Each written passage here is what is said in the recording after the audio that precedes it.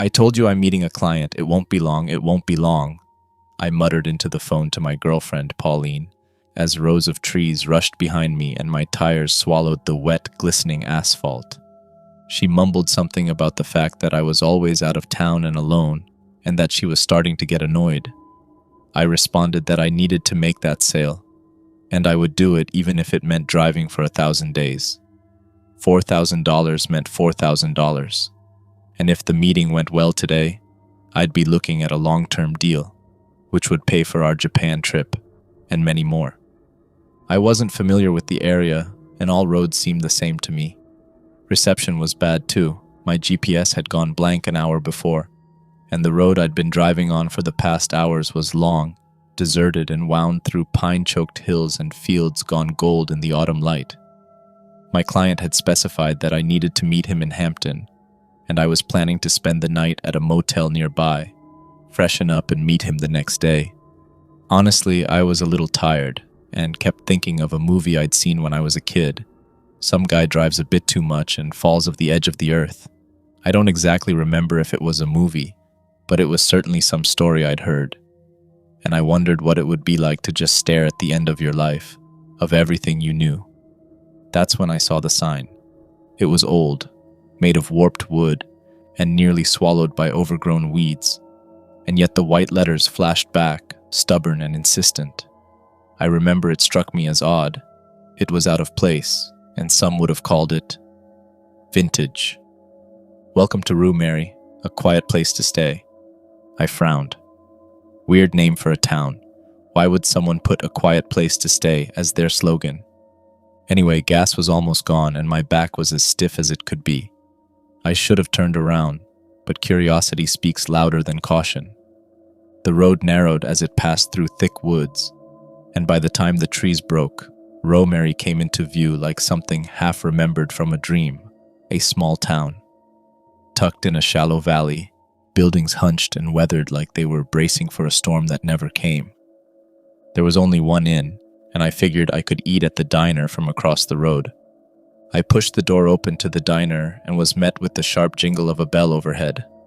The sound felt too loud in the stillness, and yet, the diner was weirdly animated. It felt welcoming, or at least normal, compared to the gray buildings and dusty roads of Rue Mary. A town I'd never heard of before, a town that I would never visit again. Who would even want to live here? My mind kept coming back to the thought that the town was shady, a front for human trafficking or some cult. That couldn't be possible, right?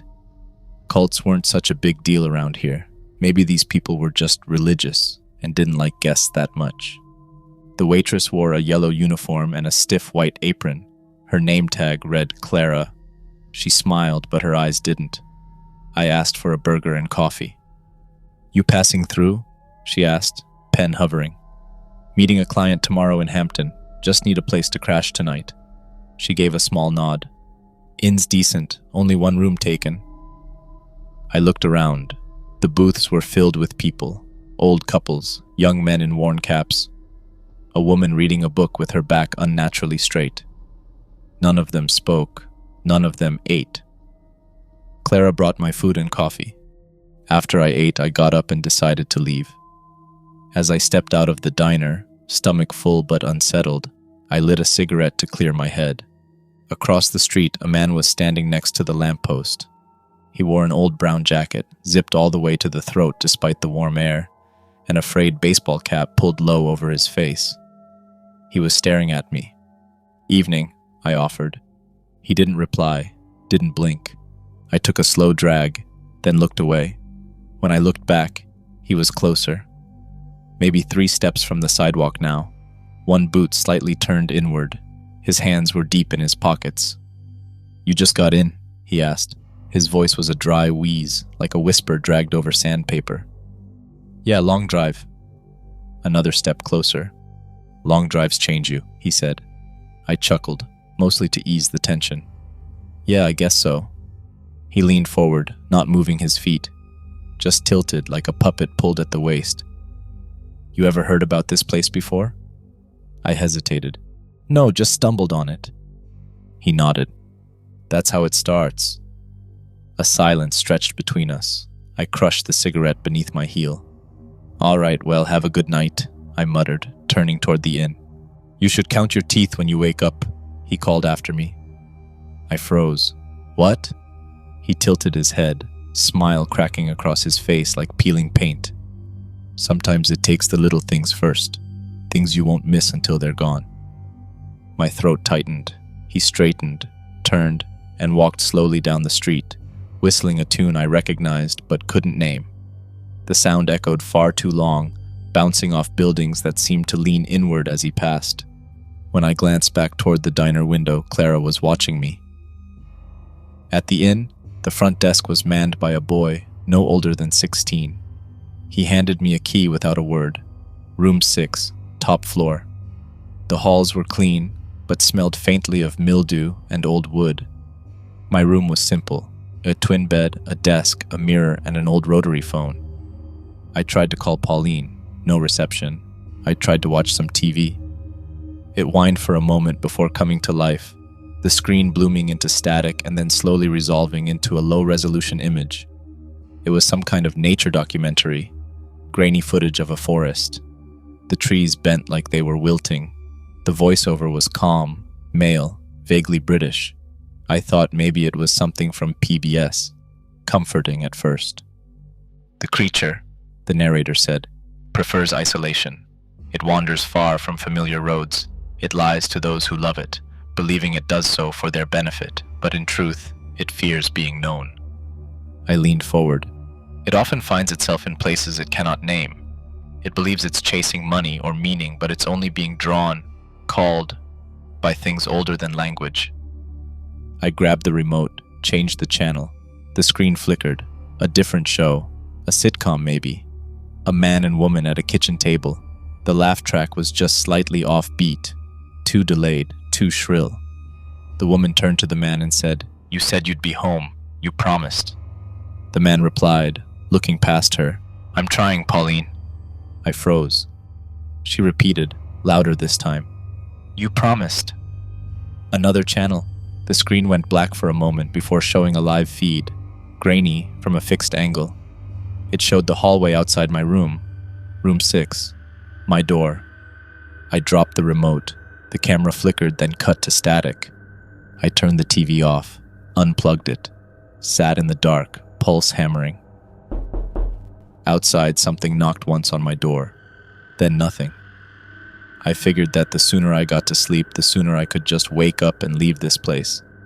As I lay down, my head couldn't help but play the same ideas on repeat. They're going to break into your room and steal all your things, or worse. You'll wake up with a kidney missing. Around 11, I heard footsteps outside. I turned off the lights and peered through the curtain. The town was gone. Not empty. Gone. The road outside now ended in a thick wall of fog that writhed like it was alive. The buildings across the street were gone, replaced by vague shapes that pulsed and shifted when I looked at them too long. There was a sound, too, low and rhythmic, like a heartbeat thudding through the ground. Something moved in the fog, tall, slender, the wrong number of joints. It didn't walk so much as glide, and wherever it passed, the fog seemed to recoil. I closed the curtain. I didn't sleep. By morning, everything looked normal again. The buildings were back. The fog had lifted. It felt like I had dreamed the whole thing. I left the motel without seeing the manager again. No one at the front desk. No cars in the parking lot. I tried to drive out of town. The road wound through the trees, same as before. But after 20 minutes, it looped me back onto the main street. I tried a different road, past a schoolhouse with broken windows and a rusting jungle gym. Same result. The town folded in on itself like a paper model. No matter which direction I took, I always came back to the same point. At noon, I stopped at the gas station. It was the only place with lights on. A man was inside, stocking shelves. He was middle-aged, wearing a faded red polo and a name tag that said Ron. He looked up when I entered, but didn't speak. I grabbed a water and brought it to the counter. "You folks got a mechanic in town?" Ron shook his head slowly. "Not anymore." "What about the next town over?" "There's no next town." I stared at him. What the hell is this place? Ron finally looked me in the eye. You'll be fine. Just don't go outside after midnight. I leaned in closer. Tell me how to get out of here. Ron's eyes darkened. He looked around the store like he was checking for something that might be listening. Then he leaned forward, voice low. You want out? Yes. You'll have to give it something. What does that mean? He grabbed a pen and a paper bag, scribbled an address, 215 Rue Hollow, and slid it across the counter. Go there, just after sundown. Knock 3 times, wait, and go inside. Don't speak until you're told to. Who lives there? Not someone, something. I almost laughed, but his expression stopped me cold. It's a skin. The town, I mean. What? Go there and you'll understand. If you want out, you offer it something that means something. A secret, a scar, a piece of yourself, whatever it asks. If it's enough, the road will open. And if it's not? Ron didn't answer. He just turned and walked into the back room. I left without the water. That night, I tried to leave on foot. Maybe the roads were just built in a weird way. I followed the tracks behind the motel. They led into the trees. The deeper I went, the quieter it got. The crickets fell silent. The wind died. Even my footsteps sounded muffled. Then the trees changed. I don't know how else to put it. They were still trees, technically, but they looked artificial, like stage props, flat shadows where depth should be. The moon was high above me, but there was no light, just a diffuse glow from nowhere, like the air itself was luminous. I turned around. There was no path behind me. The forest had closed in, seamless. I ran. I didn't care which direction. My breath came short. My legs burned. Something moved in the trees, slithering, whispering things just outside of sight. When I finally stumbled out, I was back behind the motel. The same fog was returning. I barely made it to my room before it overtook the parking lot. That night, I saw them. Shapes, human almost. They stood at the edge of the fog, motionless, facing my window. Dozens of them. No faces. Just pale, smooth skin like wax. They didn't move. But every time I blinked, they were closer. By dawn, they were gone. I didn't know what to do anymore. The next night at 11:50, the fog began to return. I went to 215 Rue Hollow. The front door opened after the third knock. Inside was dark. The air was wet and heavy and smelled faintly of soil and burnt sugar. I stepped in and the door slammed behind me. There was something waiting in the shadows.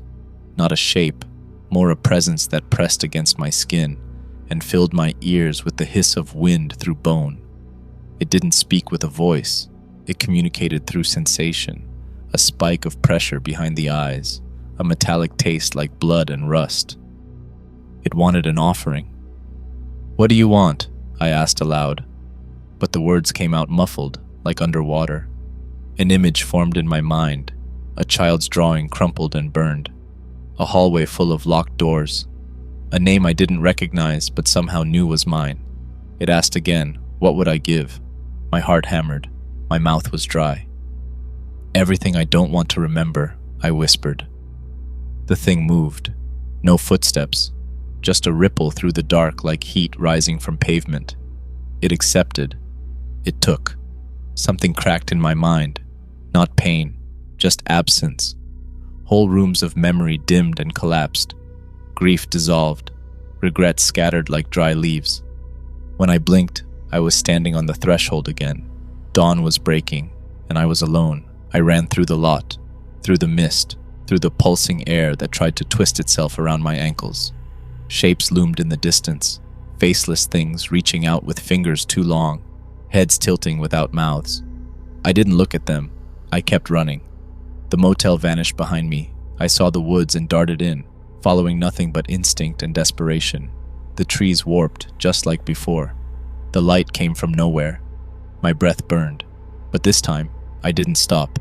I screamed at the woods, at the sky, at whatever had made this place a trap, and something shifted. I stumbled forward, and the world lurched sideways. Then I was falling, tumbling through underbrush and cold earth. and then I hit pavement. Real pavement. The road. Behind me, the fog boiled at the forest's edge but did not cross. It seethed like something angry denied its prey. My car was there, exactly where I had parked it 2 nights ago. I didn't wait. I drove. I didn't look back. The sun rose as I found a highway, and a cell signal pinged back to life on my phone. Rue Mary was gone. No sign, no turnoff, nothing on the map, just trees, and the faintest trace of mist curling at the edges of the road, as if it was waiting for someone else to take a wrong turn. The highway unspooled beneath my tires, mile after mile of gray ribbon. Familiar road signs flashed past, and I wept when I crossed the state line. Pauline called me 3 times before I answered. I couldn't bring myself to explain what had happened. How could I? I told her I got lost, barely made it to the meeting, but everything went fine. She cried, said she missed me, said she was so glad I was okay. I didn't sleep for a week. Every time I closed my eyes, I saw fog curling around the edges of my bed, heard faint thuds in the walls like something was knocking from the inside out. My memories stuttered. I'd be brushing my teeth and find I couldn't remember which cabinet held the floss. I'd open the fridge and forget what I was looking for. But I was free. I had made it out. However, I began to notice things. Pauline never blinked during entire conversations. Our neighbor, Mr. DeWitt, waved at me with both hands but didn't move his face. A bird froze mid-flight outside the window one afternoon, wings still as sculpture. When I looked away and back, it was gone.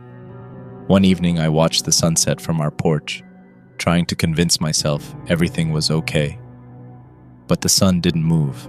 It hovered just above the horizon, as if suspended by wires. I checked the clock, 6:37 p.m. An hour later, still 6:37 p.m., I ran inside and checked every clock in the house. They all said 6:37. The sun has been setting for 5 hours now.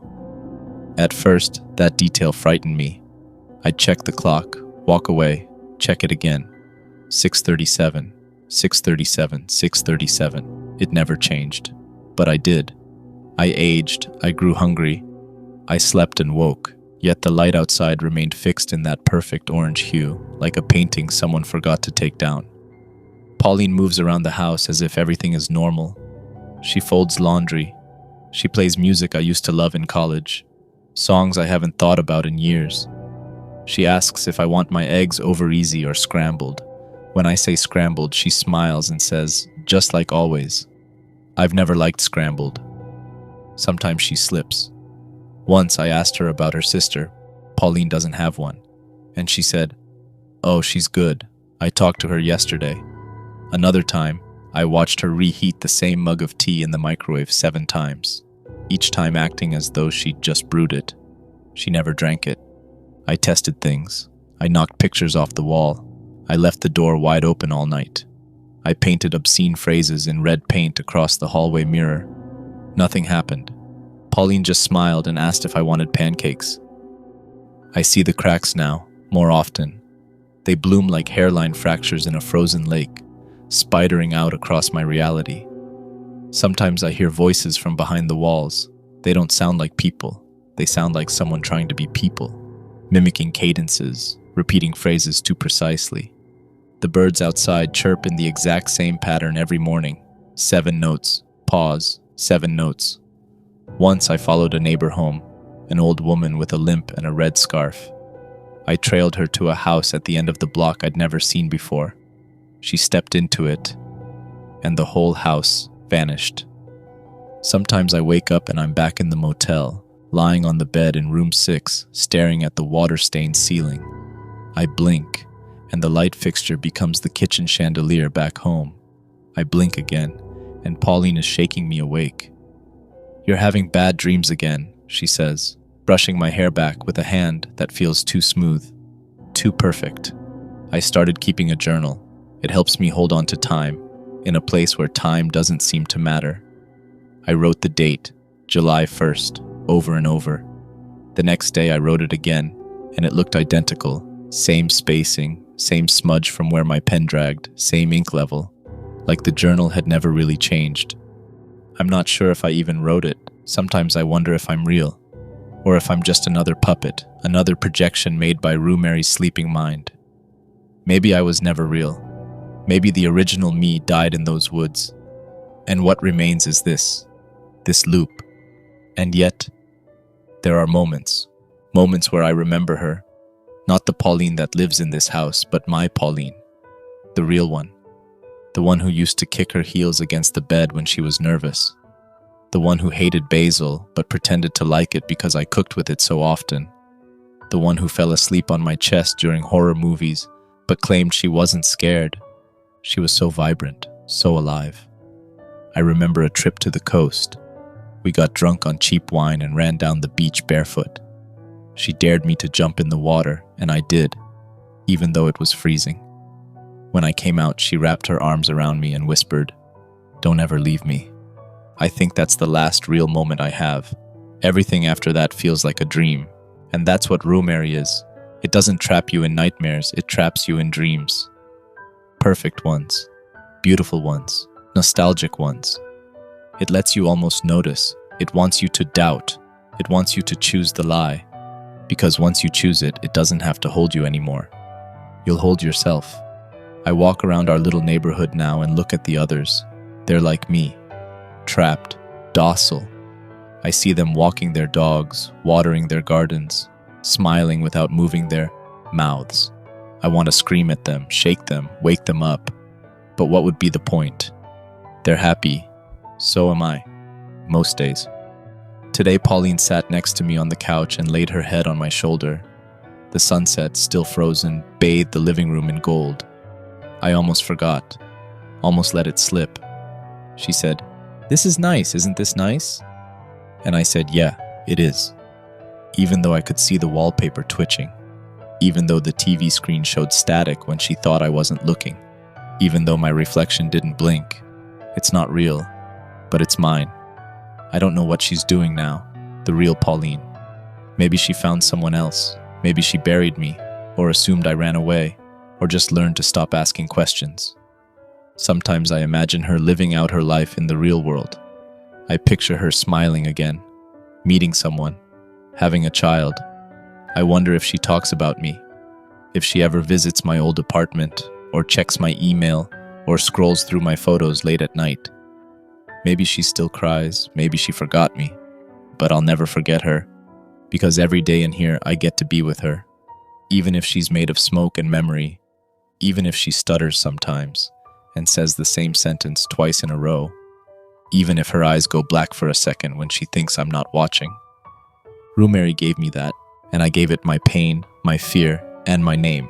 It was a fair trade. When I asked Ron to get out, I didn't know that this was the only escape the town could afford to give me. Tomorrow we'll go for a walk. She'll ask me about work. I'll say something vague.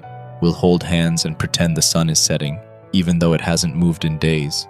She'll smile at me, the same smile I've seen 1,000 times.